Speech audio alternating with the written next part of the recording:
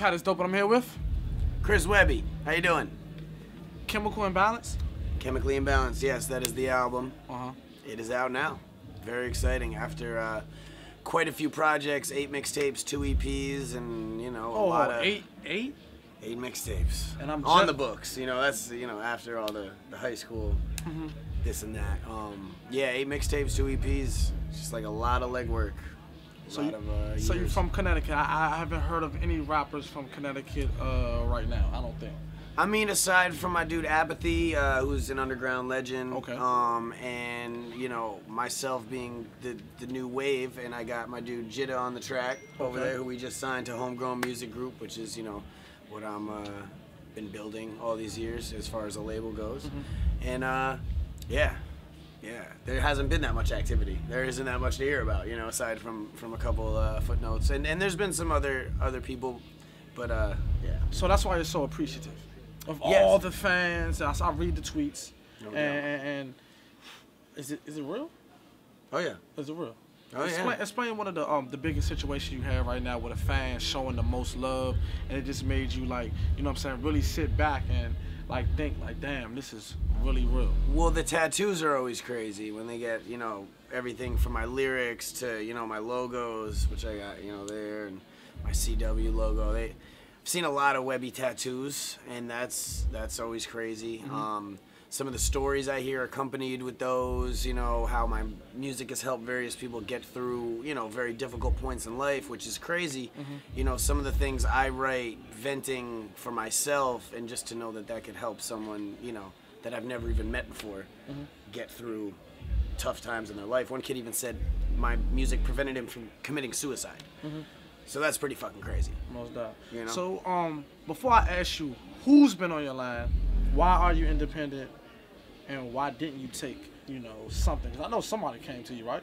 I mean, I met with all the majors. All the majors. Yeah.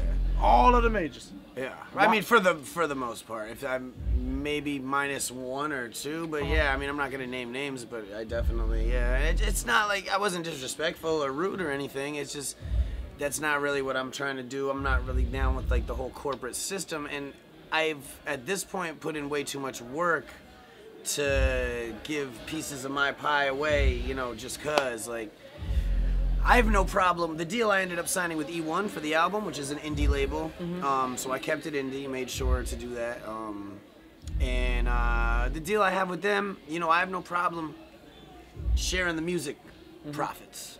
Because I've been giving away mixtapes for fucking years. I've been giving my music away for free, so if they're gonna help me, give me a budget to make the project I want to make, then I got no problem splitting that.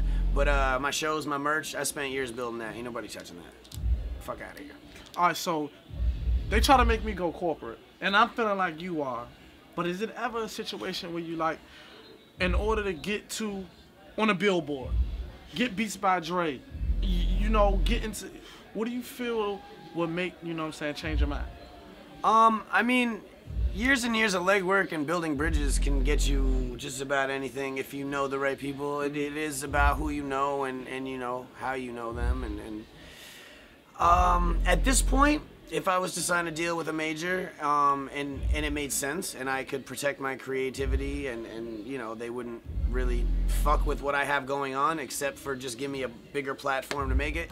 I've already put my legwork in. I've already achieved all my accolades, earned all my stripes, and at this point, if it made sense, I would do it. I wouldn't hide anything from the fans and try to do what a lot of these artists do where, they sign it behind closed doors but still rep the indie shit. Like, yo, come on, we're still indie, man, you guys are family. I'd be nothing without you. Fuck that. I'm always honest with my fan. Brutal honesty is something that I, live by 100% of the time, both on and off the mic. So, who knows what the future holds, but, I plan on doing it my way regardless of who's involved, That's a fact. 2 things we don't know about you right now. Quick, fast, 2 things.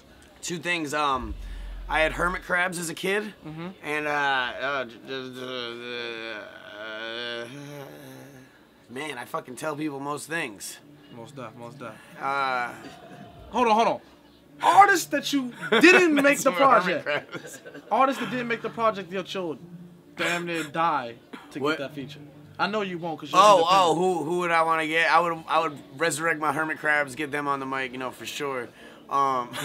No, but I mean, I honestly got some of my dream collabs on this project. I mean, I had Tech 9 on there, who is just like, you know, enough said. Like, if you're an indie artist, that's just Talib Kweli, you know, Be Real, and then like from Cypress Hill, and some of my close homies who I've watched come up and they've watched me come up. You know, John Connor, Jaron Benton, Dizzy Wright, Graf, Trey the Truth. You know, some other OGs. It's just I got the collabs that I wanted finally on this project. You know, I've had some really cool collabs in the past. Don't get me wrong, Method Man, Prodigy, Bun B, like shit is. That's the craziest part. I grew up listening to hip hop, loving hip hop, and just being a student of the game, and to do songs with the guys that you grew up listening to is pretty tripped out. It's fucking great. If you had a dream girl to have sex with no There you go. Now there you go. Who would it be? Dream girl to have sex with. Jeez. Lola Bunny. That's a fact.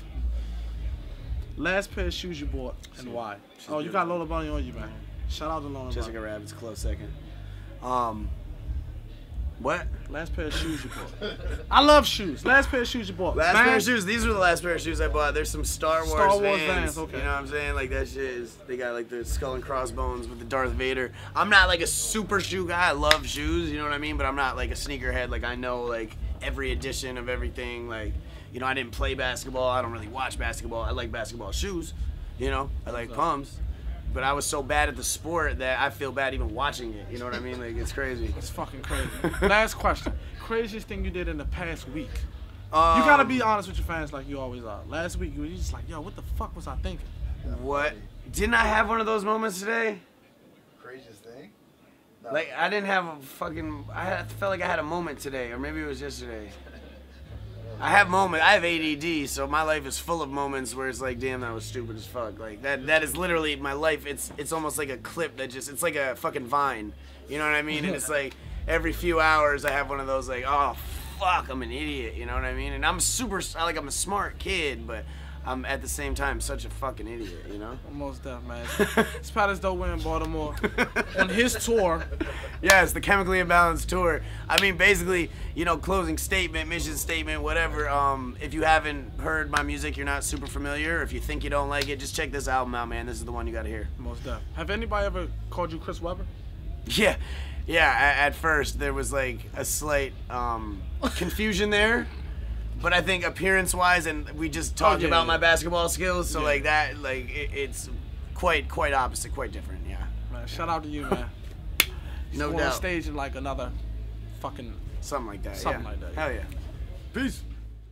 Never any less, so I'd like to welcome you to Project X.